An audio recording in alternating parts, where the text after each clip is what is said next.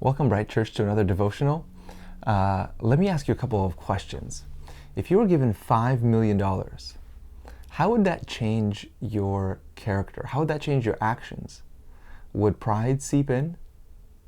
Or maybe a different situation. Maybe, what if you were given the position of you were the CEO of a large company? Would your actions change? Would this position change your character? Would pride again jump in? Or maybe you were chosen to be put in a leadership position in a church. What would change in that situation? Would some of your actions be based on something prideful maybe? We really don't know how we would act until we get into that position, really. And those of you maybe that have said, no, pride would not seep in at all. That itself is a little bit prideful, isn't it? There's a hint of pride there. A lot of people, Solomon and others, realize that people don't weigh the intentions of their heart. Or if they do, they don't do it very often. And so that's what I want to do today. Just take a look at our heart. A lot of times people feel certain things and those feelings turn into actions, but the feelings aren't monitored. Where did we get those feelings? Why am I feeling this way? Why am I acting this way? And in Proverbs, Solomon says it the following way. He says, "Every way of a man is right in his own eyes, but the Lord weighs the heart." A lot of people weigh their heart maybe once a year at the end of the year. Other people weigh it maybe on a monthly basis, when communion. But we need to do this more often. Weigh the heart's intentions. And not only is it need to happen very regularly, we have to make sure the Lord is in on it. He says here, every way of a man is right in his own eyes, but the Lord weighs the heart. This is also the situation with David. He realized that I have desires. I know some of them are good, some of them are bad, but Lord, can you please test me? In Psalm 139, we read the first several verses. It says, "O Lord, you have searched me and know me. You know when I sit down and when I rise up. You discern my thoughts from afar. You search out my path and my lying down, and are acquainted with all my ways. Even before a word is on my tongue, behold, O Lord, you know it altogether."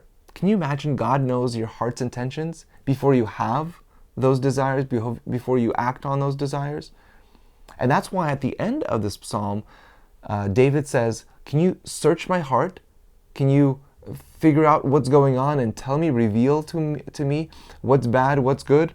Verse 23 says, "Search me, O God, and know my heart. Try me and know my thoughts, and see if there be any grievous way in me, and lead me in the way everlasting." Again, David is saying, look, I need guidance to figure out what actually is going on in my heart. And you know it perfectly, Lord. Can you please help me figure this out so that I am right before you? Now, there's an idea that's not often connected by us. If you're a believer, the Spirit of God is in you, and the Spirit of God is doing a work of God to make you more and more like Christ. And that means we are a work in progress. It means that there's something wrong with our heart. Have you ever thought about your heart being ill, like sick? If our heart is sick, we can't rely on it. Have you thought about not relying on yourself? Sure, there's Proverbs for that as well, right? Proverbs 3:5, we can read that. There's passages that talk about it, but do we actually do this in our life? Do we say, wait, I don't know where this feeling is coming from. I need to just take a moment and figure this out. Pray about it. You've probably heard Jeremiah 17:9. Jeremiah 17:9 says, "The heart is deceitful above all things and desperately sick. Who can understand it?" Have you ever thought about that?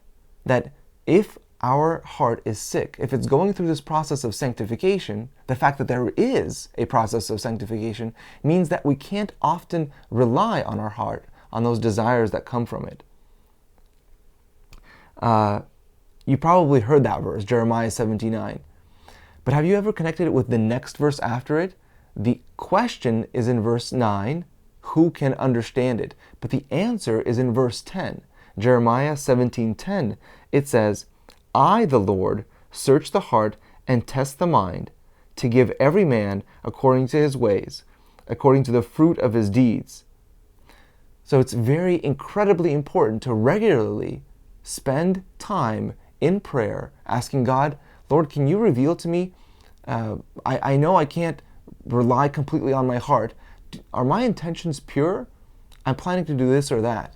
And spend some time with God asking about those. This is what David did when he sinned. If you remember in Psalm 51, he called on God and said in verse 10, Psalm 51:10, create in me a clean heart, O God, and renew a right spirit within me.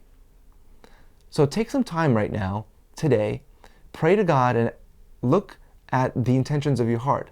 Ask Him, Lord, can you please reveal to me the intentions of past actions that I've done? Maybe I did something wrong and that has brought me to this state where I don't know what's going on in my heart. Or maybe you're planning something. Ask God to reveal the intentions of your heart for future actions. And ask Him to clean your heart, make it clean and pure, and supply the right motivations, the right intentions. Be blessed.